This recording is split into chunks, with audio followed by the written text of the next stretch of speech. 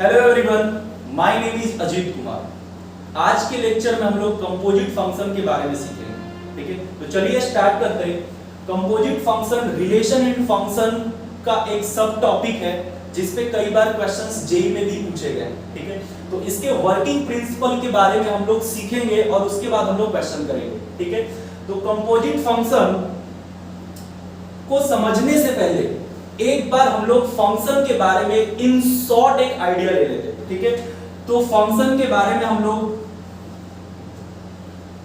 किसी भी फंक्शन को पहचानने के बाद उसका रेंज और डोमेन, जैसे एक्सपोनेंशियल फंक्शन, लॉगरिथमिक फंक्शन, इस तरह के फंक्शन का हम लोग उसी तरीके से कंपोजिट फंक्शन भी आता, तो इसके कैसे हम लोग रेंज फाइंड करते, कैसे हम लोग डोमेन फाइंड करते थे। तो हमारे मन में एक आइडिया होता था कि हम लोग फंक्शन को एज अ मशीन ट्रीट करते थे। राइट, फंक्शन को एज अ मशीन ट्रीट करते थे। ये आप एक जूसर मशीन इसको समझ सकते हैं। जूसर मशीन में ये एक बटन है, तो जूसर मशीन में अगर आप मैंगो स्लाइस डालोगे, ठीक है, तो आपको इधर मैंगो का जूस मिलेगा। मैंगो स्लाइस डाला, आपको मैंगो का जूस मिला। अगर आप यहाँ पे वाटरमेलन डालोगे तो आपको वाटरमेलन का जूस मिलेगा। अगर आप यहाँ पे ऑरेंज डालोगे तो आपको ऑरेंज का जूस मिलेगा। कहने का मतलब कि ये जो फंक्शन है जिसके लिए इनपुट पे कुछ ना कुछ आउटपुट दे, है ना, इधर हम लोग ये चीज इनपुट डालते और इधर हमें आउटपुट मिलता। तो जो चीज मशीन के लिए इनपुट के लिए अवेलेबल होते, है ना, वो इसको हम लोग डोमेन बोलते हैं। ठीक है, और जो फाइनली इनपुट डालने के बाद जो आउटपुट मिलता इसको हम लोग रेंज बोलते हैं। राइट, अब यहाँ पे इस मशीन में आप कुछ भी तो नहीं डाल सकते ना। ऐसा तो नहीं है कि इसमें हम अपना मार्कर डाल देंगे तो हमको मार्कर का जूस मिलेगा। हो सकता है मशीन टूट जाएगा। तो जिस वैल्यू पे कोई आउटपुट ना दे वो हमारे डोमेन में नहीं होता, वो हमारे इनपुट के लिए अवेलेबल नहीं होता। ठीक है, और इसी रिस्ट्रिक्शंस के साथ हम लोग फंक्शन का डोमेन और रेंज फाइंड करते थे। जैसे कोई फंक्शन है, ठीक है, 1 इन px, ठीक है, तो ये 1 px को डिफाइन होने के लिए यहाँ पे आपको डिनोमिनेटर नॉट इक्वल टू 0 इस तरह का कंडीशन लगा करके हम लोग वेवी कर्व मेथड के थ्रू हम लोग इसका रेंज फाइंड करते थे। राइट, जैसे कोई लॉगरिथमिक फंक्शन है log a to the base b, तो यहाँ पे इस तरह का लॉगरिथमिक फंक्शन है, तो यहाँ पे हम लोग रेंज फाइंड करने के लिए, डोमेन फाइंड करने के लिए हम लोग यहाँ पे कंडीशन यूज करते थे कि यहाँ पे a ग्रेटर देन 0 होगा, b ग्रेटर देन 0 होगा और b नॉट इक्वल टू 0 होगा। जैसे कोई स्क्वायर रूट में कोई फंक्शन है, स्क्वायर रूट के अंदर कोई भी क्वांटिटी है, स्क्वायर रूट के अंदर कोई भी क्वांटिटी है, तो स्क्वायर रूट नेगेटिव वैल्यू के लिए डिफाइन नहीं है। ठीक है, तो इसके अंदर की क्वांटिटी को हम लोग क्या करते थे, greater than equal to 0 condition लगा करके हम लोग डोमेन फाइंड करते थे, रेंज भी फाइंड करते थे। तो हम यहाँ पे आज के लेक्चर में हम लोग कंपोजिट फंक्शन के बारे में समझेंगे। तो कंपोजिट फंक्शन के बारे में बताने से पहले ये सब बातें मैंने इसलिए बताया कि हम लोग फंक्शन को एज अ मशीन ट्रीट करते, तो यहाँ पे भी हम लोग एज अ मशीन की तरह यहाँ पे हम लोग कंपोजिट फंक्शन का एक ओवरव्यू आइडिया हम लोग लेते। तो हम लोग यहाँ पे समझेंगे what is composite function, what is composite function. ठीक है, तो इसको समझने के लिए यहां पे मैंने आपको दिख रहा होगा, ये मशीन की तरह आपको दिख रहा होगा। इस मशीन को हम एज अगर fx बोले, इसको अगर हम gx बोले, ठीक है, कोई इनपुट यहाँ पे x नोट हम लोग एज्यूम कर लेते हैं। x नोट अगर इस मशीन के अंदर आप डालोगे तो यहाँ से fx x के जगह पे आपको x नोट मिलेगा। ठीक है, तो यहाँ पे आपको f ऑफ x नोट मिलेगा। तो f ऑफ x नोट दूसरे मशीन के लिए एज अ इनपुट हम लोग यहाँ पे ट्रीट करेंगे। ठीक है, तो यहाँ पे इनपुट के लिए ट्रीट करोगे तो यहाँ पे gx फंक्शन ये दूसरा मशीन है। हर फंक्शन को हम लोग एज अ मशीन ट्रीट कर रहे हैं। ठीक है, तो x के जगह पे यहाँ पे हम लोग क्या रखेंगे, g, x के जगह पे f ऑफ x नोट यहाँ पे हम लोग पुट करेंगे। ठीक है, f ऑफ x नोट हम लोग पुट करेंगे। तो इसको ओवरव्यू हम लोग समझते हैं कि पहले मशीन का जो आउटपुट है वो दूसरे मशीन के लिए क्या है, इनपुट की तरह ट्रीट हो रहा है। ठीक है, तो इसी को हम लोग बोलते हैं यहाँ पे कंपोजिट फंक्शन, मतलब फंक्शन के अंदर एक और फंक्शन होता, ठीक है। तो इस तरह के फंक्शन को हम लोग कंपोजिट फंक्शन भी बोलते हैं। इस तरह का कंपोजिट फंक्शन के बारे में कैलकुलस में भी काफी यूज होता है। जैसे हम लोग कोई भी फंक्शन का डिफरेंशिएशन करते हैं, तो डिफरेंशिएशन करते तो सबसे पहले फंक्शन के बारे में पहचान करना जरूरी है कि किस टाइप का फंक्शन है। तो कंपोजिट फंक्शन का डिफरेंशिएशन हम लोग सीखते हैं, इंटीग्रेशन भी करते तो वहां पे भी कंपोजिट फंक्शन के बारे में हम लोग जानते हैं, ठीक है। तो कंपोजिट फंक्शन को हम लोग क्वेश्चन में इस तरीके से जीओएफ, गॉफ, मतलब फंक्शन के अंदर फंक्शन, गॉफ का मतलब क्या है, गॉफ का मतलब जी के अंदर एफएक्स, ठीक है। फॉग के बारे में भी हम लोग, फॉग इस तरह से भी क्वेश्चन में आपको मिल जाएगा। तो एफएक्स के अंदर जीएक्स, ठीक है। इसको एक छोटा सा एग्जांपल से हम लोग समझेंगे, छोटा सा एग्जांपल से हम लोग इसको समझेंगे। जैसे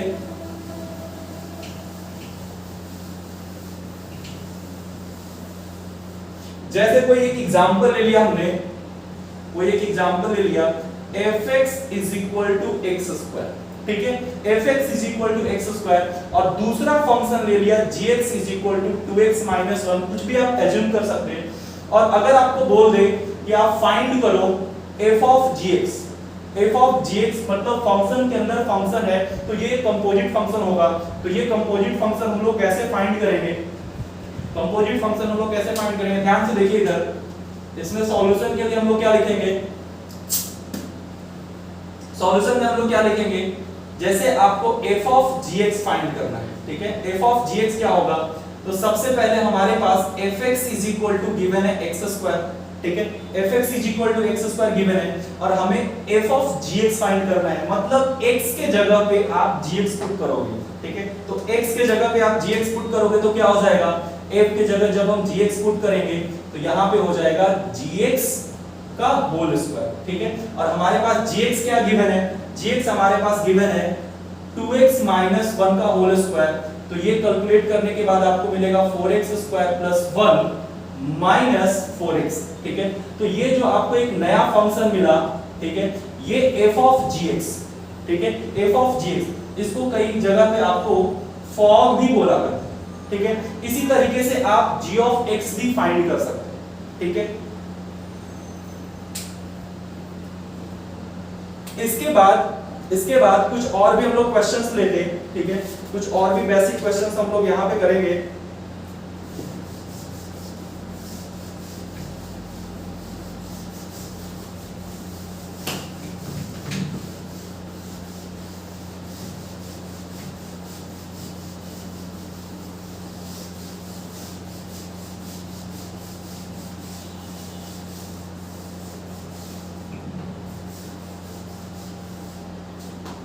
जैसे एक क्वेश्चन लिया हमने, f of x is equal to x square plus 3x plus 1, और gx is equal to हमने लिया 2x minus 3, और आपको फाइंड करना है फर्स्ट फॉग, ठीक है, और दूसरा क्वेश्चन फाइंड करना है इसी में गॉफ।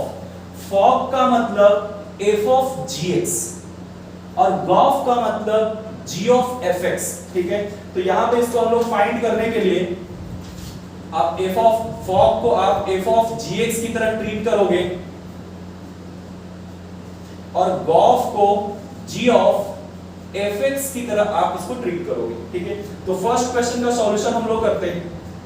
फर्स्ट क्वेश्चन हमें फाइंड करना f of gx, f of gx क्या होगा, ठीक है। तो सबसे पहले आप देखिए कि आपको f of gx फाइंड करना है। तो हमारे पास fx फंक्शन क्या है, x का square plus 3x plus 1, okay. तो यहां पे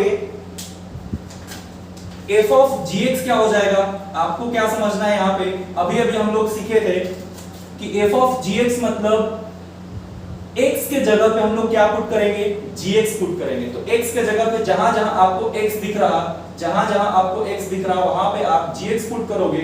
तो gx पुट करोगे तो ये हो जाएगा gx का स्क्वायर, ये हो जाएगा यहां पर भी gx, ठीक है।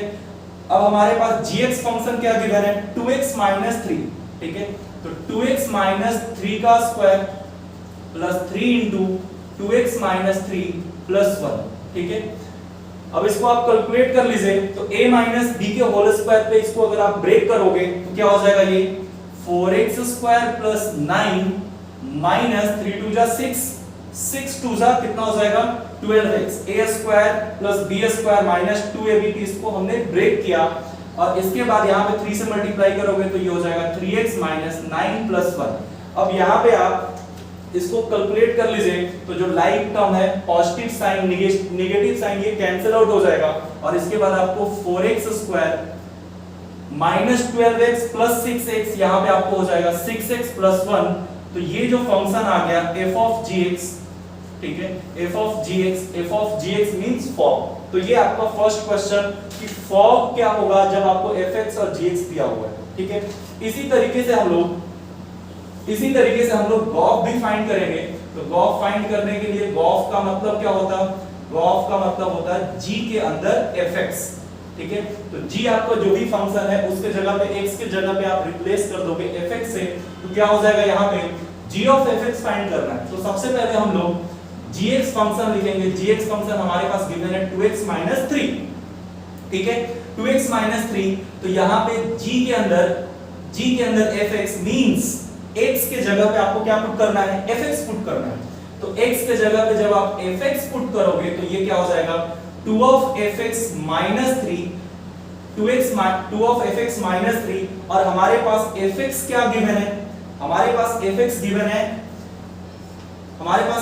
गिवन है x square minus plus 3x plus 1 minus 3, ठीक है। इसको आप कैलकुलेट कर लोगे तो ये हो जाएगा 2x square plus 6x plus 2 minus 3 और ये आपको फाइनल आंसर मिल जाएगा 2x स्क्वायर प्लस 6x 2 और माइनस 3, ठीक है, minus 1।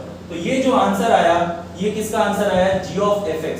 g of fx means gof, right, ठीक है। तो इस तरह से हम लोग बेसिक क्वेश्चंस हम लोग कंपोजिट फंक्शन में गॉफ और फॉग फाइंड करते हैं। उसी तरीके से गॉग भी होता है g के अंदर gx, फॉग भी होता है f के अंदर fx, ठीक है। एक और एग्जांपल हम लोग करेंगे और सीखते हैं इसको।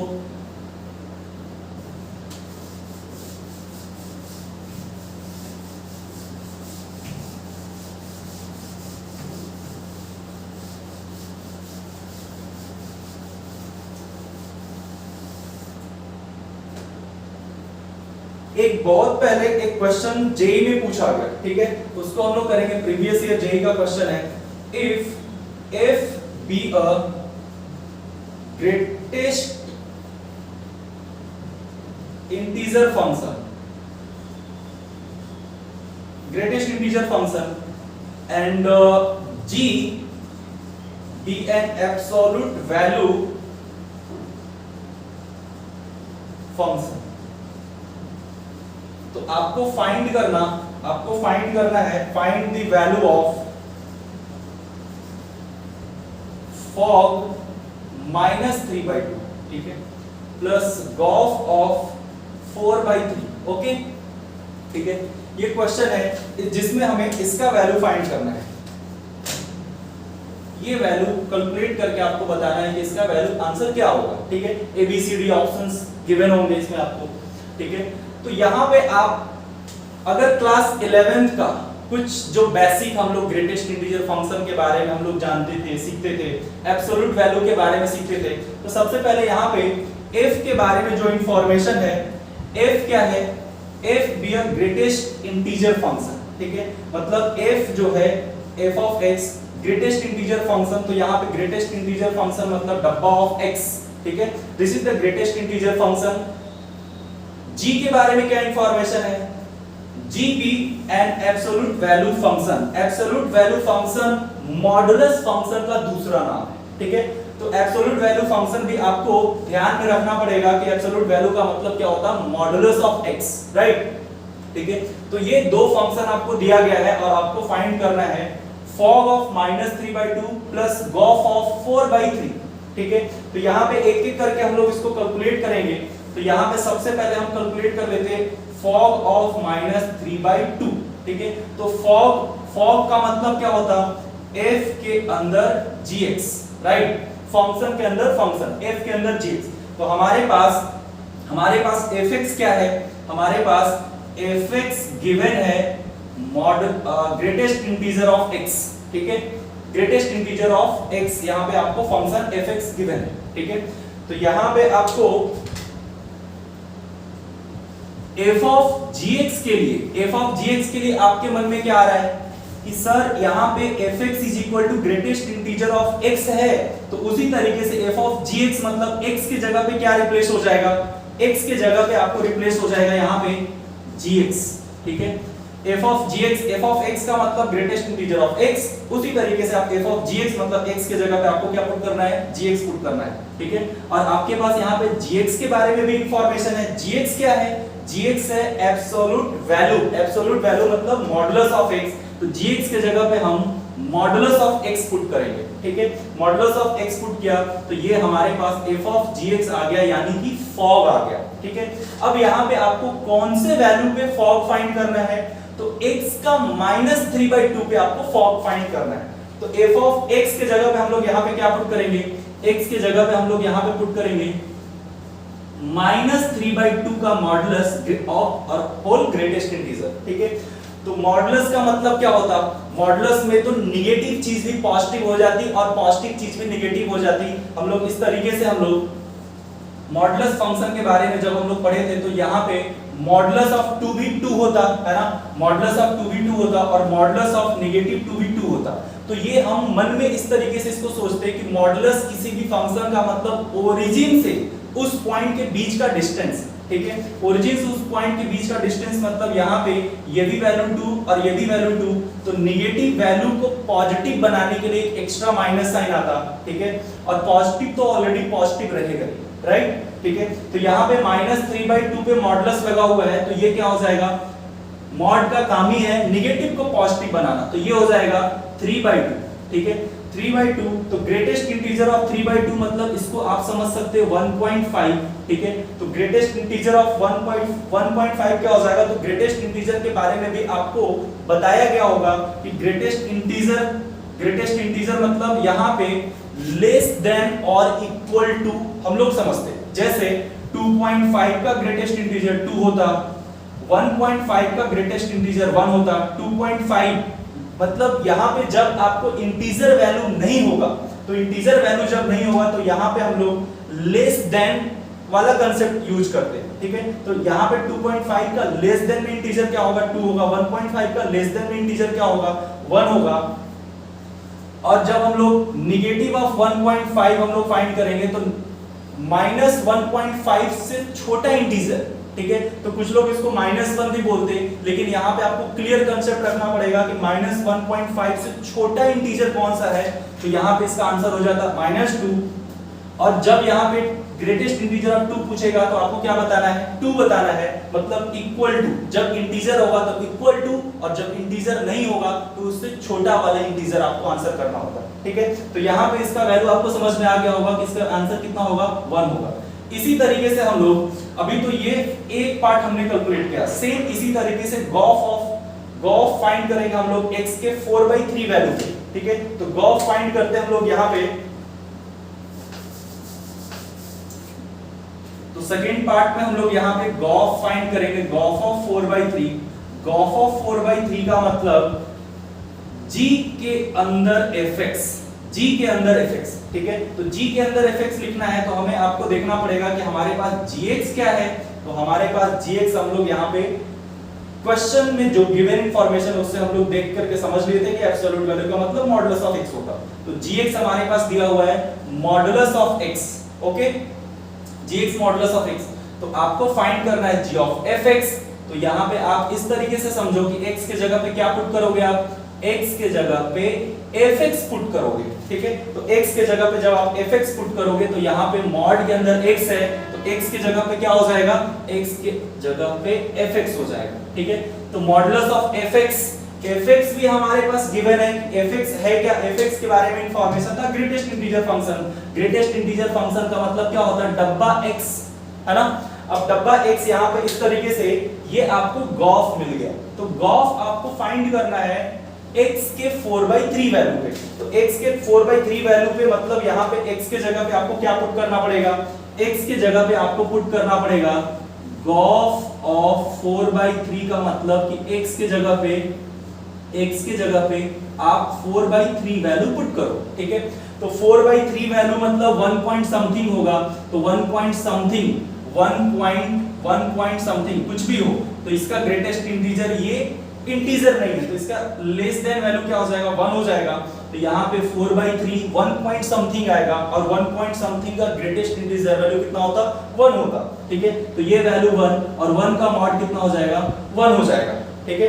तो इन दोनों का सम क्या आंसर हो जाएगा, इन दोनों का सम आंसर हो जाएगा 1 + 1 दैट इज इक्वल टू 2, तो इसका आंसर हो जाएगा 2।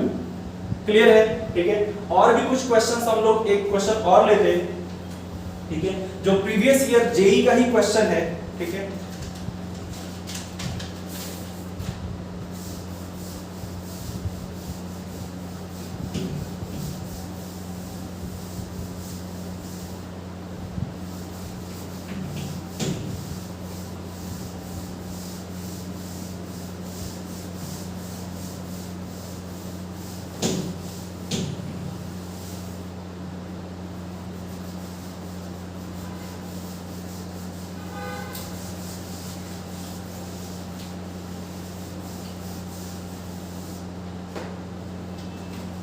एक और क्वेश्चन हम लोग देखते हैं कंपोजिट फंक्शन में, ठीक है। क्वेश्चन है if f is defined r to r, ठीक है, we define by fx is equal to यहाँ पे है 3 - x का क्यूब और होल टू दी पावर 1/3, ठीक है। तो आपको यहाँ पे फाइंड करना, then find f of f, है ना, मतलब आपको f मतलब f of fx आपको फाइंड करना, ठीक है। तो यहाँ पे कुछ ऑप्शंस भी गिवन है, a option x, b option 3 - x, c option 3 and d option none of these, ठीक है। तो ये क्वेश्चन प्रीवियस ईयर में पूछा गया। तो क्वेश्चन को हम लोग कैसे करेंगे, ध्यान से आप देख लीजिए। यहाँ पे फंक्शन f के बारे में कुछ इंफॉर्मेशन है कि फंक्शन कहां से कहां तक डिफाइन है, तो ऑल रियल नंबर से ऑल रियल नंबर तक डिफाइन है। मतलब यहाँ पे इसको हम लोग एज अ डोमेन की तरह भी हम लोग समझते हैं। f is defined from r to r, r to r में क्या है, ये r to r में इसको हम डोमेन समझते, है ना, डोमेन की तरह, और इसको हम लोग क्या समझते, कोडोमेन समझते, ठीक है। जो अवेलेबल आउटपुट होता वो कोडोमेन होता, ठीक है, और जो फाइनल आउटपुट होता वो हमारा रेंज होता, ठीक है। तो इसका मतलब इतना ही आपको समझना है। तो यहाँ पे fx इज इक्वल टू आपको गिवन क्या है, 3 - x का cube whole to the power 1/3, ठीक है। तो आपको फाइंड करना, क्या फाइंड करना, तो आपको फाइंड करना है f of f मतलब f, ठीक है। जैसे gof g of fx, fog तो f of gx, उसी तरीके से f of का मतलब क्या हो गया, फॉग का मतलब f के अंदर fx, ठीक है, f के अंदर fx। तो यहाँ पे हम लोग कैलकुलेट करेंगे, तो हमारे पास fx गिवन है, fx 3 - x का cube whole to the power 1/3, ठीक है। तो f of fx क्या हो जाएगा, f of fx क्या हो जाएगा, आप ऐसे समझो कि x की जगह पे आपको क्या पुट करना है, आपको x की जगह पे fx पुट करना है। तो आप x की जगह पे आप fx जब पुट करोगे तो यहाँ पे क्या हो जाएगा, 3 - x की जगह पे fx का क्यूब और होल टू दी पावर कितना, 1/3, ठीक है। तो इस तरीके से आप फॉफ फाइंड कर लोगे। तो फॉफ फाइंड करने के बाद आपको कौन से वैल्यू पे आपको फाइंड करना है, सॉरी x पे ही आपको फाइंड करना है, ठीक है। तो ये इसको थोड़ा सा आप कैलकुलेट कर लोगे, तो 3 fx आपके पास गिवन है, कितना गिवन है fx, आपको fx यहाँ पे गिवन है 3 - x का क्यूब, 3 - x का क्यूब और होल टू दी पावर